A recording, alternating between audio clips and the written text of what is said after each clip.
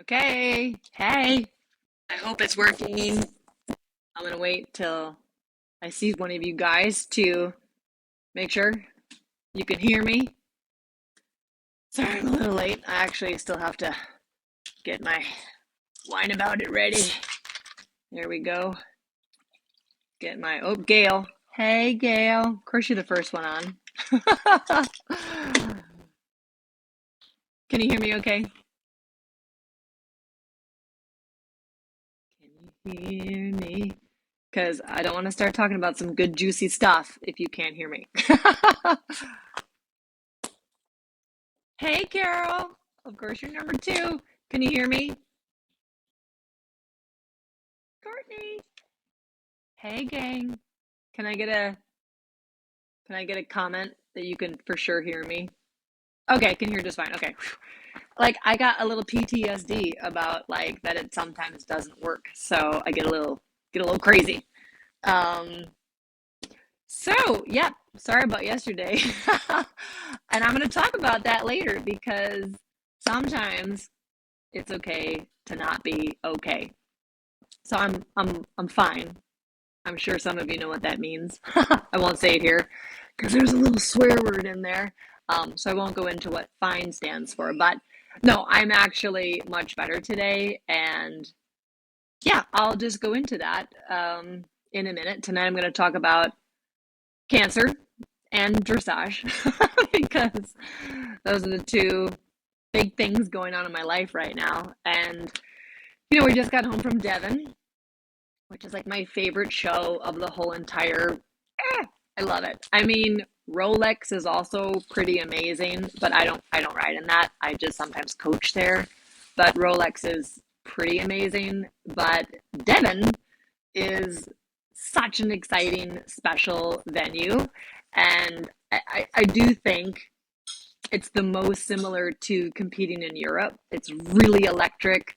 The stadium, all the people, it's just a big deal. And I'm so glad it was successful. It was also so great that Horse and Country had us on their live stream. It was amazing to do the commentary with Bill McMullen. That was a lot of fun. I hope you guys check it out. I feel like we did a pretty good job because he's really good at the judging and the judge's perspective and what they're looking for. And like I had an interesting take of what it's like to be a rider there, who the riders are and kind of a little bit their backstories. Um, Tanya Strasser, like, hello. I mean, who does that? That was amazing. I hope you guys saw that post I shared. Her mom couldn't make it, Evie, who's been to the Olympics and is a big top Canadian trainer. She couldn't make it. She was in Germany, went back to Canada, could not cross the border because of COVID restrictions. So Tanya was there with the horses, and they switched out in the entry form, and Tanya rode her first international Grand Prix, which was awesome. So that was really fun to witness that, and talk about really making lemonade out of lemons. Like, just was great.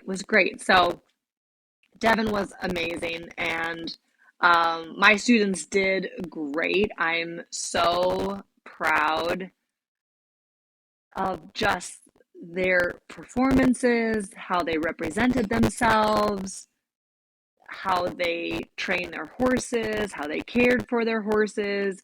If you were out there very early in the morning, there was a lot of Team Taters hand walking their horses around in the morning.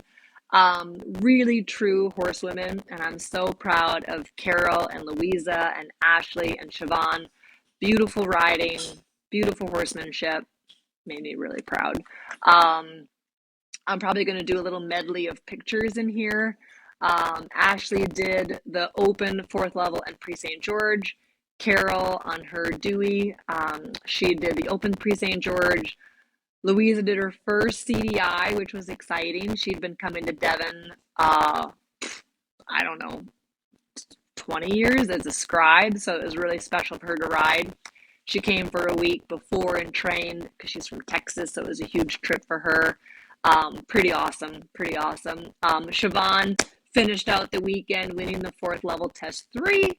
So that was really great. And we also stopped on the way. I didn't really share pictures of this yet because I want to do like a whole separate post. Little Hannah, who's not like little anymore because she's now an adult.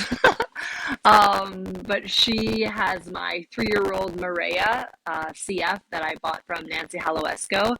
Maria is now 3, and Hannah is doing a super job training her and getting her started. And it's a really nice horse. She needs to keep getting a little bit bigger for me. I mean, I know Gideon was little, so I can ride 15.3, but I told her she should have a growth spurt this winter when she has a couple months off. So hopefully she'll get a little taller. Um, but Hannah did a great job at the show, and she's doing a super job riding and training my baby horse. And I just have to give Marty Costello a shout out, who, as most of you know, Marty is my short dad. And we lost Wendy, my short mom, Marty's wife of like, I don't know, 52 years. Like, there was no Marty without Wendy and Wendy without Marty. So it was a really emotional and amazing weekend to spend with Marty. Richard and I stayed at Marty's house on Wednesday, drove up to Devon on Thursday, stopped back at Marty's house Sunday night, stayed over. Marty came up to the horse show. And it's only been 10 months since Wendy passed away. And to be honest, I was really emotional to go to Wendy's house for the first time and not have her there, and knowing that she died from cancer and now I'm dealing with cancer.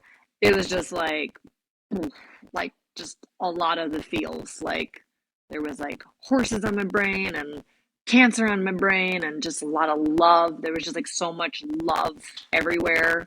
That was just really amazing.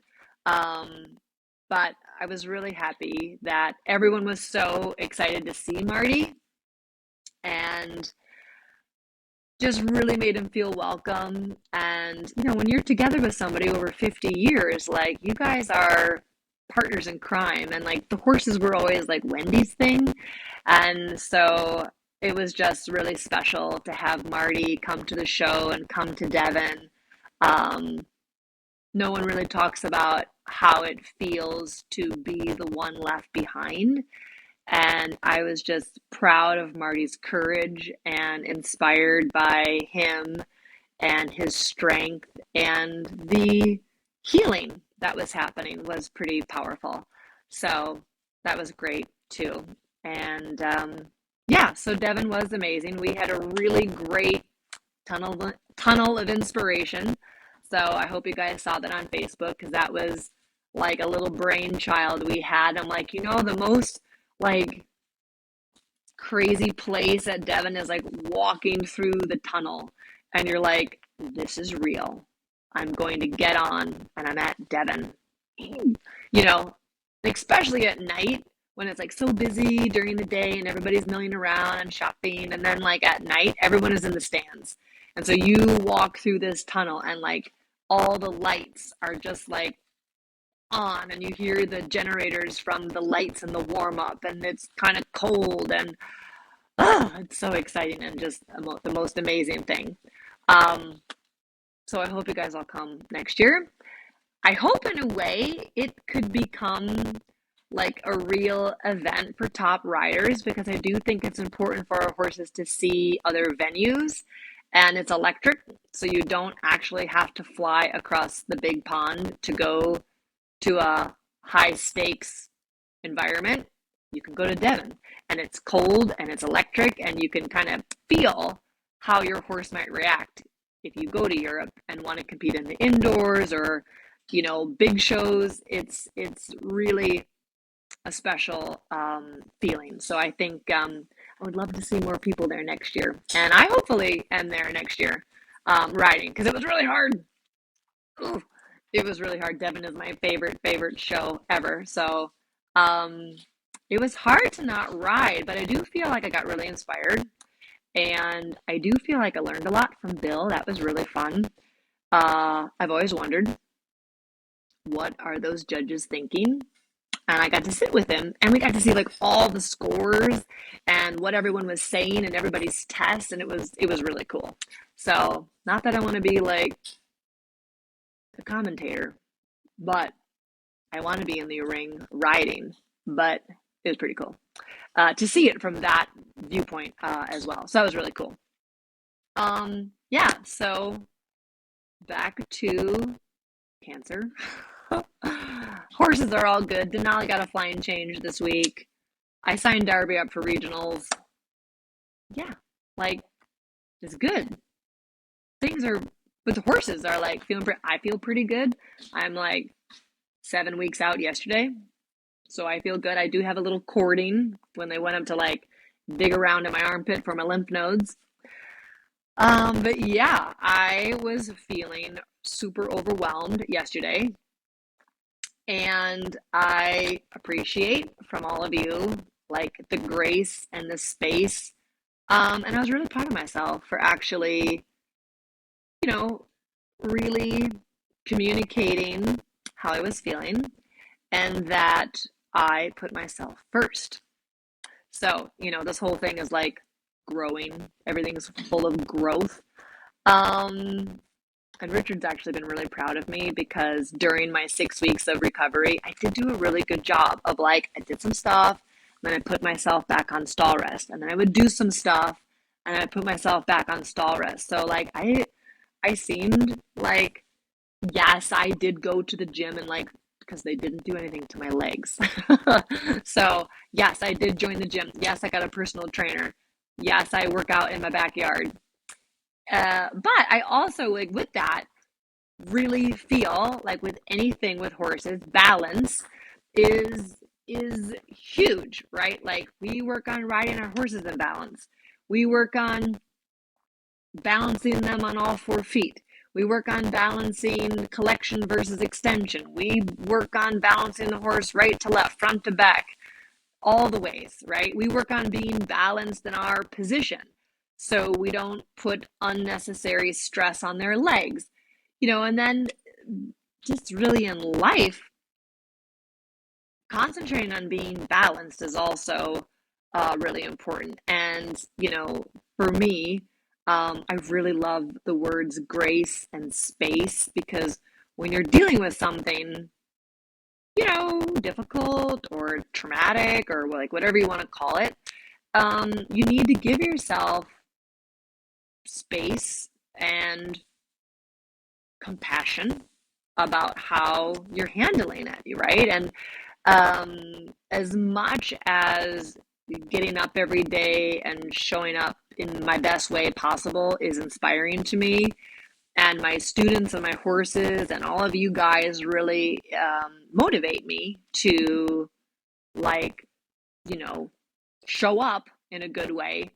Um, Yesterday I just like it really part of it like just really hit me because I have to make some really important, big, huge decisions, which I found very overwhelming. It started, I've met now with all of my team. I had the surgery, we went aggressive, double mastectomy, direct to implants. Um, I had 2 lymph nodes involved, so that was like not great news, but they still allowed me to go to implants because like the whole like scientific rule is if there are 4 or more lymph nodes involved, you should do radiation. So I woke up, great news. I went direct to implants.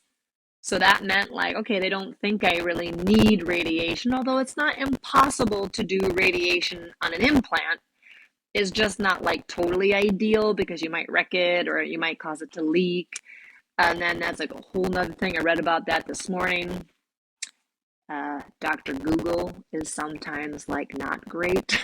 But, I want to be informed. So, in order for me to make big, important, decisions, like I feel like I need like all the information on the table for me. So, I've been reading. Um, Dr. Susan Love's breast book. There we go. Thank you, Sally Vervet, for sending this to me. It is a Bible. And I spend a lot of time with this thing right here. So lots of information just coming out from everywhere. And a lot of people, a lot of you have shared your experiences with me, and I really am proud of you for kicking everything's ass and sharing. And I just like, appreciate that so much. But then it's like this process of, oh my God, like, what should I do?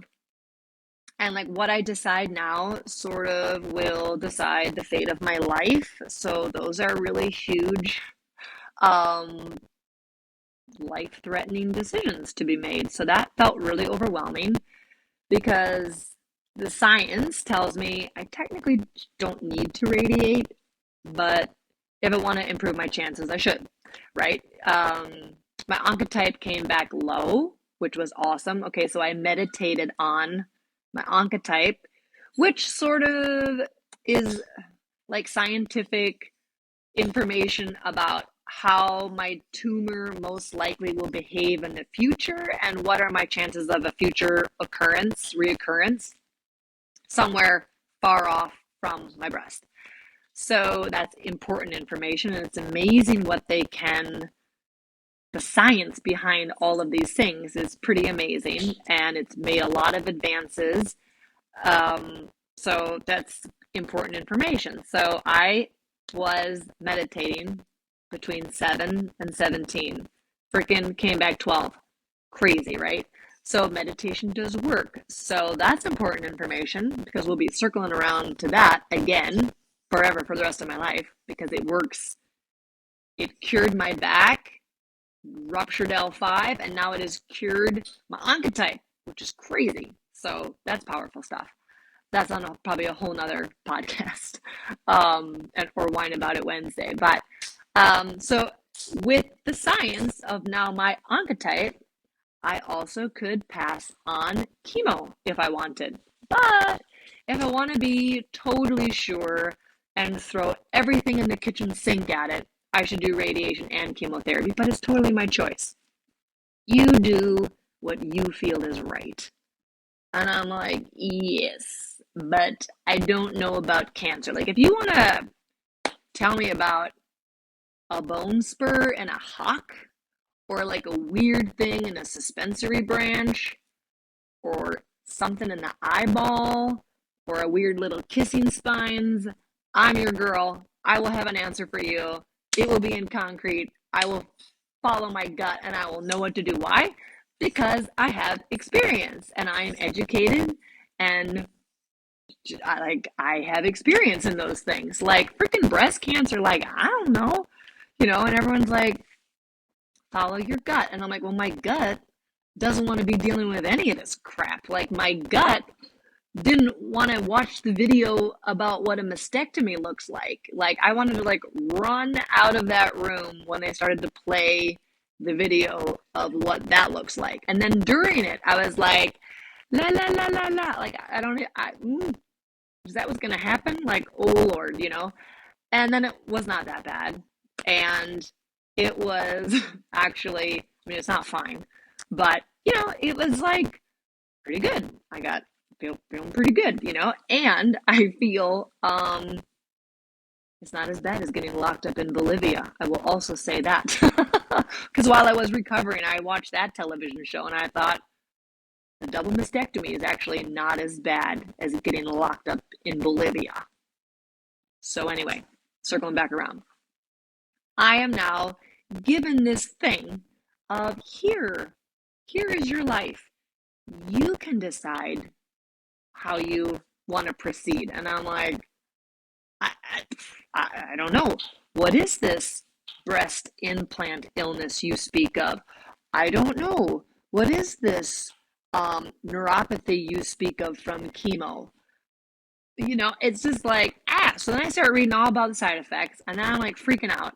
And I just don't even know. And today, I'm like a tiny bit more clear. But again, like we talked about yesterday, like, it's okay to not be okay. It's okay to not know the answer. It is okay to be upset and need some space. And it's okay to be sad. And it was, this isn't really funny, but we have a thing I mean, I have a thing, I've named it because it's happened a couple times about bathtub sobbing. So Richard's laughing because it's happened to me twice where like I laugh. I am like really like I'm not like crazy emotional, but I'm just really open. Clearly, I'm a sharer. Thank you for listening. But I openly share. If I am looking at an ultrasound and it looks bad, I'm gonna cry because I'm sad. I'm sad about that outcome. Then I will process my feelings, I will let them out of my body, and then we will make a good decision and go forward. So yesterday afternoon, it all just like hit me, and I am feeling kind of pressure because I don't know what decision to make, and I don't even know where to get the information to make a better decision, and I feel pressure about, I don't like not having an answer, right? Like every time a student ever asks me ever, hey JJ, I have a question. I'm like, I have an answer. I can help you. Tell me what are you wondering about? Let's talk it out. This is like I have a lot of questions and I do not know the answers and I'm not even sure who to ask the answers. And then I still just need to follow my gut about cancer. First off, I don't want cancer. So then what? I don't even want to be talking about this because it's just, ugh, you know? And I do think that's part of like my ability to bounce back is like I'm not aligning with that. That's not who I am. I'm not JJ Tate cancer patient. That nope. Mm-mm. I am not attaching myself to that because we're, you know, not going to let that like bring us down. It's happening and I need to deal with it and we're going to deal with it the best way, but there's just still like I'm in the mode of like information gathering, which is like overwhelming. Like then you're reading about what all could go wrong, and then I'm like, oh my god. So like I don't know, 4 o'clock yesterday afternoon, like I started to kind of cry, and I was in my office up at the barn, and then I cried a little more, and then I was like reading stuff, and then like thinking about the repercussions, and then I like just kind of could not stop crying. Like I wasn't like totally sobbing, but it was just like the overwhelm was just like coming out of my body. And then I like stopped for a while, and then like Richard came into the office because Abby was like, she's not doing her live. You should check on her. And so Richard came in, and then I like cried a little more because now we're like openly talking about it. And I was just like, I am just not in a great space to um deliver anything positive, and I need to take my energy inward and like help myself. Because Dr. Jenny always told me you first need to put your own oxygen mask on in the airplane before you can assist others. They all say that. Listen, here's how you do your seatbelt. If there's a change of pressure in the cabin, put your own oxygen mask on first so you can help the person beside you. So I had to put my own oxygen mask on yesterday, and I feel much better today. And it's just not me. Everyone's always asking me like, but like, how are you really? And I'm like, no, really, I'm pretty good, for the most part, right? And yesterday was just bad timing, and then I wasn't okay. And then I showed you guys how it's okay to not be okay. It's okay to speak up for yourself. It's okay to do what you feel is right at the time for you, because there is something about dealing with a really serious health crisis. I'm not sure if mothers ever feel this way when they're gonna like give birth, which like, oh my God, you are a hero to me because the unknown is very scary to me. So like having a kid would be like, oh, like crazy. But you really go inside and no one on the outside can actually help you really, because it's your own personal experience and it's your own personal um, thing to overcome, right? It's like no one else can save you except yourself, so it's kind of a personal thing, right? And I just needed time yesterday to feel the overwhelm and actually honestly like let the overwhelm out, which for me looks like crying. That's part of my process. That's how I get it out. Just get it out. And again, back to the bathtub sobbing. I even gave myself some space in the tub, which was honestly the first time I could like soak in the tub underwater because all my stitches, like I'm good. So that was an interesting experience. I'm like, look, I'm in the tub, I'm in the bubbles.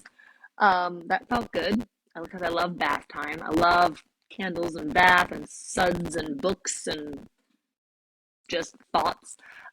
So we sometimes do this thing called bathtub sobbing.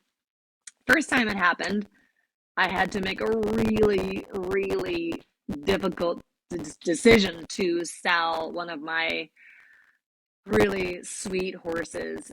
His name is Cayman, and I had done a couple of seasons at the Grand Prix, and he really helped me like get back in the ring.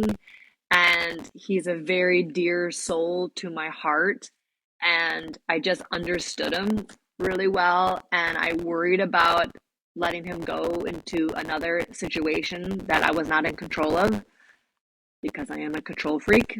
So that's like my own thing. But it like broke my heart to have to sell him.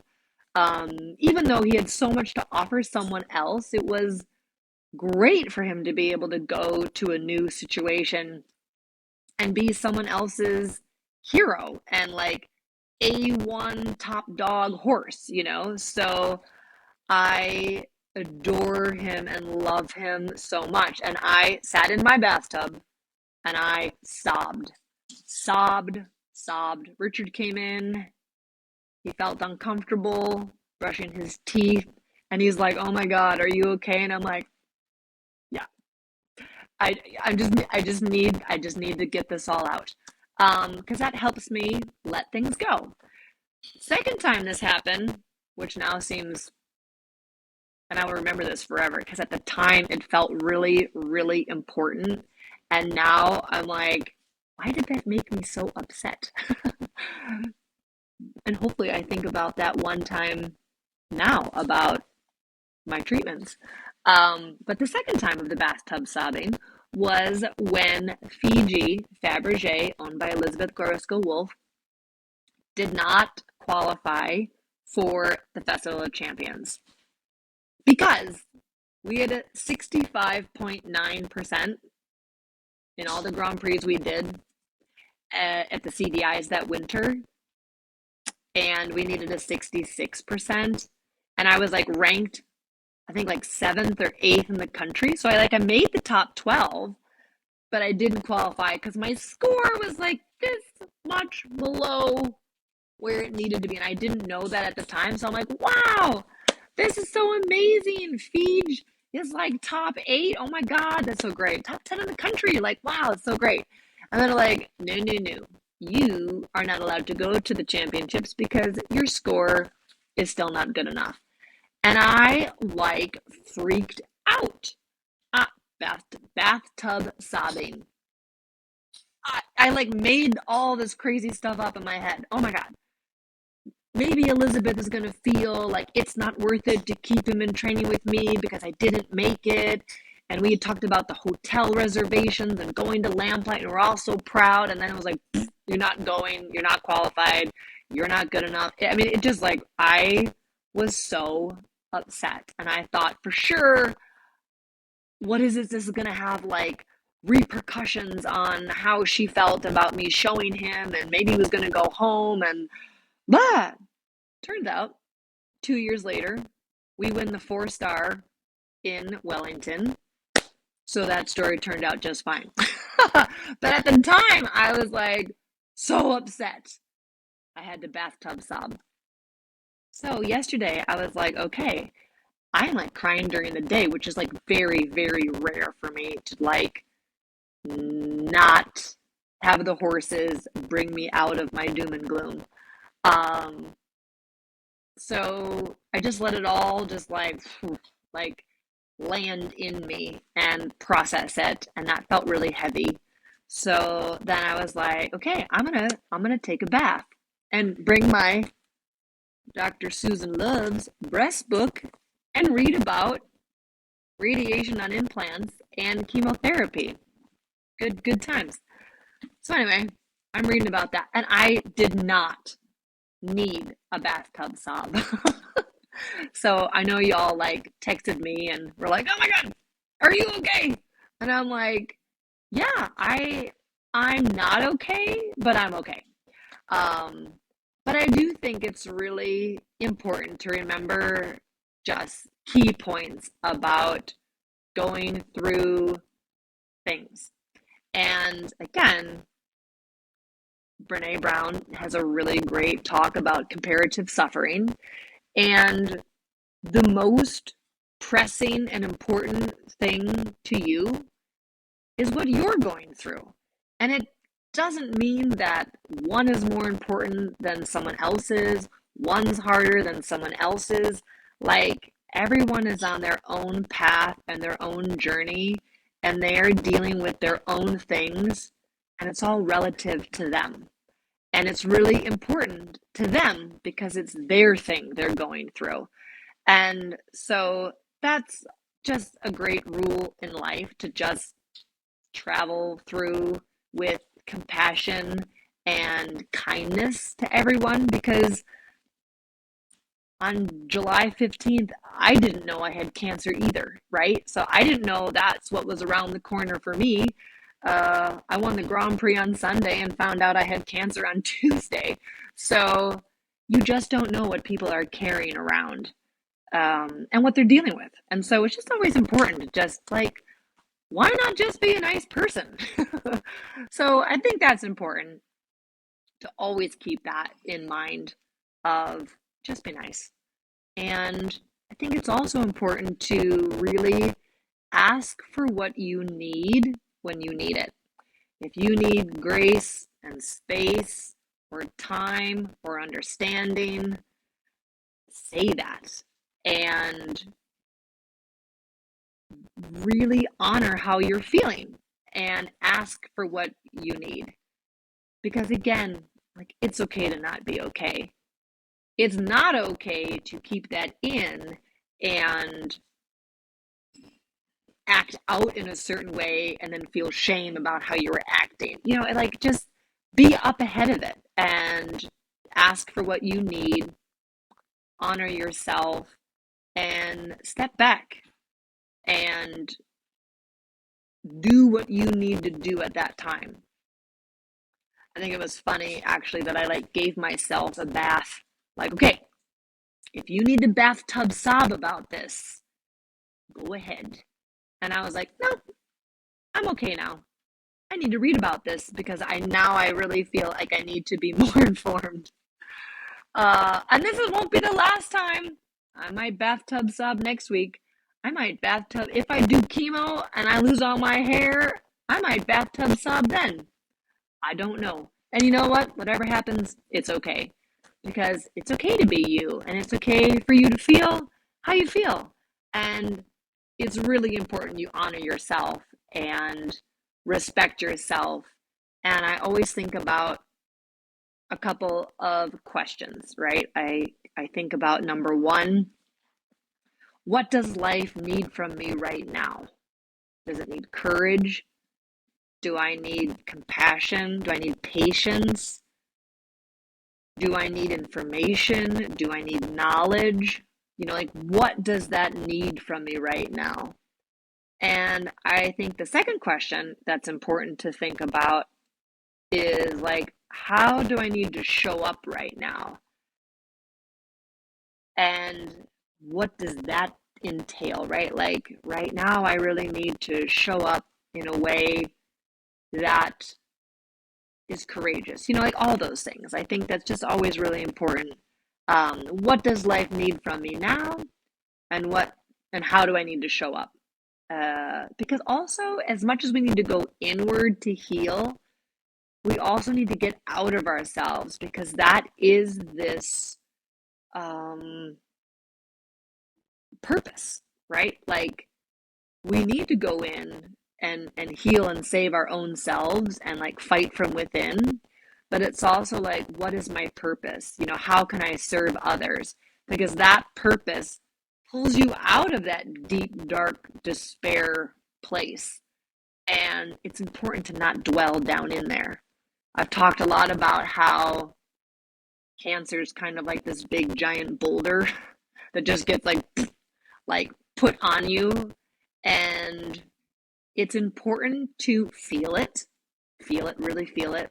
It's okay to really feel it, and it's okay to be mad or sad or scared or overwhelmed or whatever.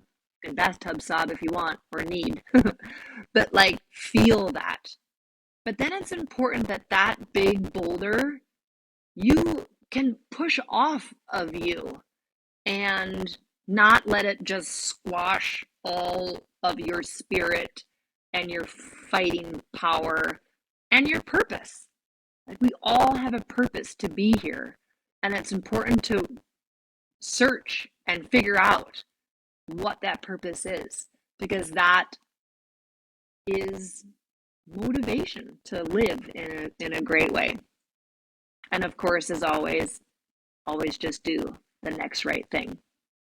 So, cheers to you all. Thank you so much for all of your love and support. I just love you all long time. I love you long time. And thank you for being part of my life and my journey. And I hope I'm a part of your journey too. And I will see you soon. All right. Make it a great day.